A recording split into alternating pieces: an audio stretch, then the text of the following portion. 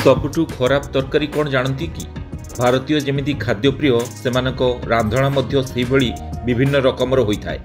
एठारे प्रत्येक खाद्य स्वतंत्र स्वाद रही जहाँ केवल देश में नुहे विश्व में मध्य लोक माने पसंद करती।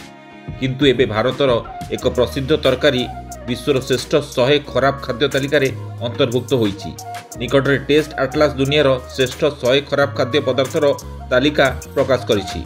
टेस्ट आटलास हेउछि एक प्रसिद्ध ऑनलाइन खाद्य पोर्टाल जहाँ बारंबार विश्वर विभिन्न खाद्य तालिका प्रकाश करिथाय, जोंथिरे भारतर प्रसिद्ध आलू बैगण तरकारी स्थान पाइछि।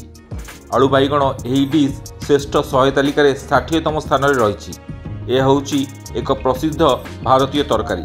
आलू बैगण पियाज टमाटो अदा रसुण पेस्ट एवं मसला मिश्रण प्रस्तुत होइथाय।